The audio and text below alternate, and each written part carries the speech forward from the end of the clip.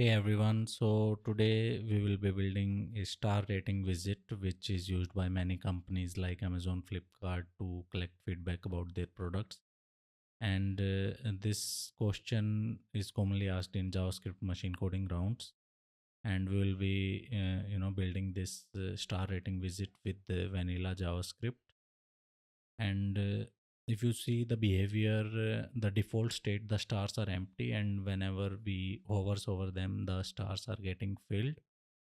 And as you can see, if we move away, they are back to the empty state. But when we click on any star, it prints the number of selected stars on the screen. You notice when we click on star 1, the score is updated to 1, and when we move the cursor to star 3, it fills the stars as expected. But when we move away from there without clicking on star 3, right, it preserved the previous state such that the filled star and the score stays on 1. And this is the behavior which is typically expected in a star rating widget. So if we talk about the states, we have three states here. One is default state where the stars are empty, right? And one is hover state where the stars are filled based on the cursor position, and the clicked state where the stars are permanently filled and the score is displayed below them.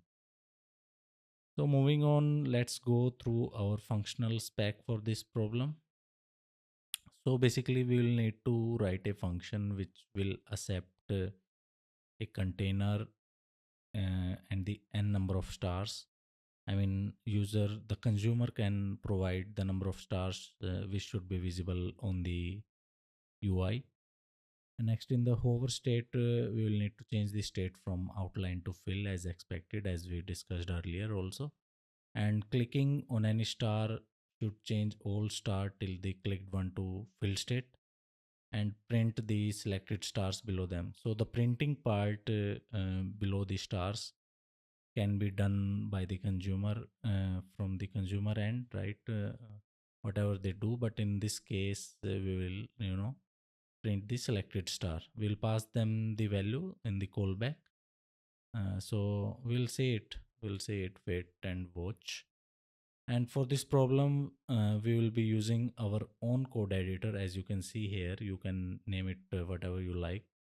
So in this editor, we have an HTML file to write the basic markup and a CSS file to write the simple styles required for the solution. And any additional styling or decoration is something maybe you can experiment with on your own, because our main focus will be the JavaScript solution, for which we have the script.js file. Because I'm not going to write the CSS which will decorate the solution or anything like that, because our main focus on the JavaScript implementation and the optimization part. And the preview and console will also work exactly as expected, so we can see our widget in action, and also we can debug if needed. We can put any console log and see the result in the console section. In the HTML file, we will have two divs. One will act as the container for our stars, and other container below it will be used to render the score below the stars. Now next, we will need to write a function, as I told you, which will accept a few parameters. The first one will be the container where the stars should be rendered, which in our case will be the first div. And the second parameter will be the number of stars we want to render. And the last parameter will be a callback function that will be called whenever the user clicks on any star. And the consumer of this function can decide what they want to do with the selected rating. In our case, we'll create a function that receives the selected star value and updates the text inside our second div, which is responsible for displaying the score, as we discussed earlier, right? So finally, we will pass this function as the callback to our star method, star function, which is our main function. Now let's talk about the CSS, where we will only focus on two classes, one for the empty star and another for filled star. For the icons, we are going to use font awesome icons. You can use any library or here we are using the before pseudo element. If you are not familiar with it, let me quickly explain, because the before pseudo element creates a virtual element before the actual content of the element, and inside the content property we will need to provide the unicode points, unicode code points which are provided by the font awesome. To display the empty star there will be some unicode, and to display the filled star icon there will be some other code. So now first we are going to render the empty stars as asked in the problem. Since we have multiple stars to render, we should not append them directly to the container, because if we do that, browser would update the DOM multiple times. To avoid that, instead of creating another div, we create a fragment which is a temporary lightweight container that exists in memory but not in the actual DOM. So we'll create that fragment. We use this fragment to store all the star element first, and then eventually we will append them to the DOM in a single operation, because this gives us a small performance optimization, and these optimization are very helpful in interviews. Now we start a loop based on the number of stars we want to render, and inside the loop we create a new element using document.createElement, and using the I tag, because icon libraries like FontAwesome typically use it as a container for icons. Next, we assign classes using star.class name fa and fa star hyphen o. So if you have worked with font awesome icon already, you must know that fa activates the font awesome icon font, and fa star o represents an empty star icon. But here you might notice that we used class name instead of class list. So we use class name because we are simply setting the classes once during element creation, and class list is more helpful when we need to add, remove or toggle classes dynamically. You will see that in later part of our code. For example, let's say we have a div with a basic class already added to it. With class name, we can assign multiple classes at once. However, using class name will remove any existing classes on the element and rewrite them from scratch. But on the other hand, class list keeps the existing classes and allows us to add or remove classes without overwriting them. And next, we store a value inside each star using the dataset property.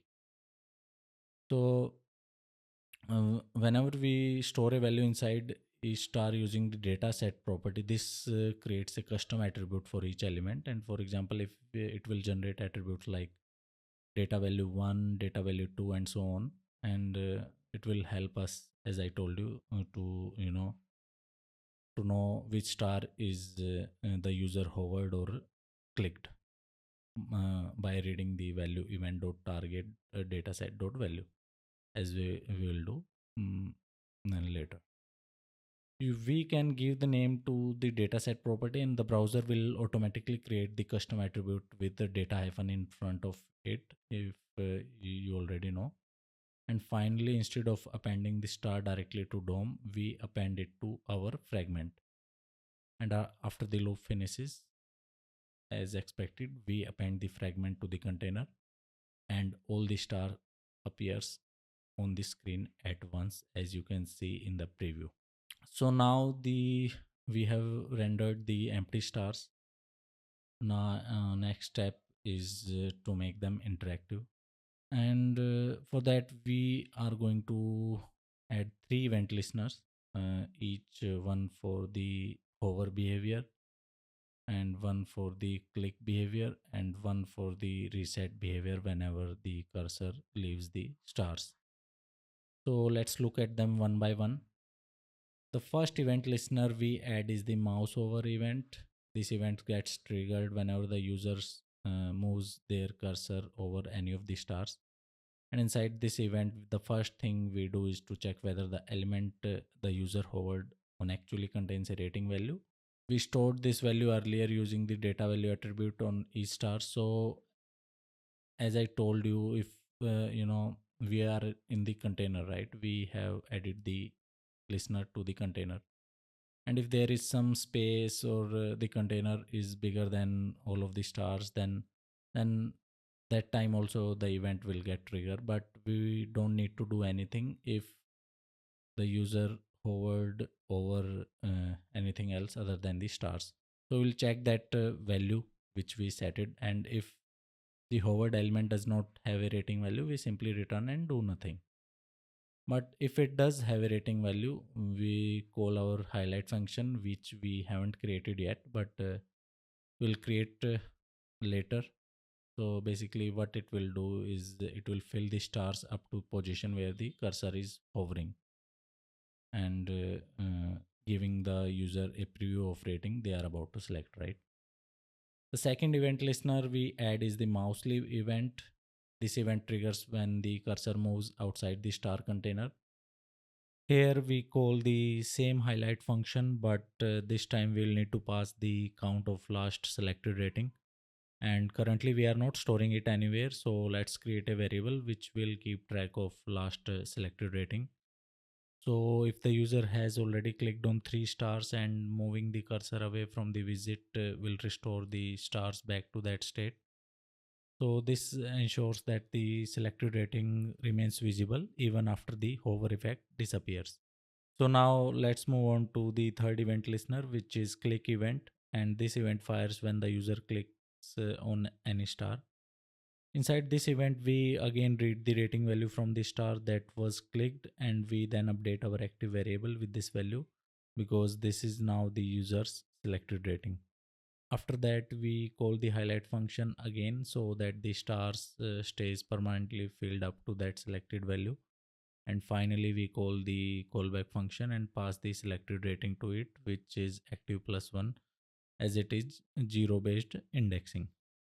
This allows the consumer of our star visit to decide what they want to do with that rating, and in our case we simply display the score below the stars. So now let's understand the highlight function, which is actually responsible for updating the UI of our stars. So here we have option to fetch all star inside our highlight function, but that would not be optimized. When the user interacts with the stars like hovering or clicking, the highlight function gets called multiple times. So if we queried the DOM inside the function every time, the browser would have to search for those star elements again and again and again, which is unnecessary work. Instead, we grab all the star elements once and store them in the stars variable and then reuse them whenever the highlight function runs. This way, we avoid repeated DOM queries and keep the solution more efficient. So now let's move inside the highlight function. Inside this function, we loop through all the stars using any for loop or for each method. For every star, we get two things: the star element itself and its index. Now the important line is the one where we toggle the class. We are using class list.toggle method, which is used to add or remove class based on a condition.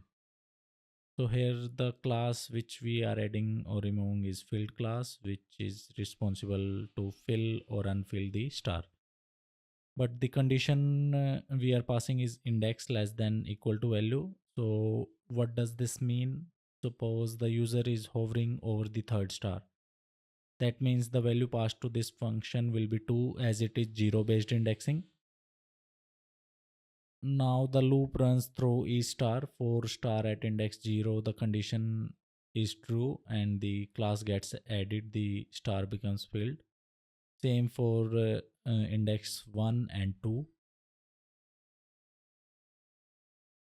But when we reach index 3, the condition becomes false. So the class is not added and that star remains empty. So effectively, this condition ensures that all stars before the selected value gets filled and rest remains empty. This is how the widget dynamically updates the star whenever the user hovers, clicks, or moves the cursor away. And since all the three events call the same highlight function, we keep our code clean, reusable, and easy to maintain.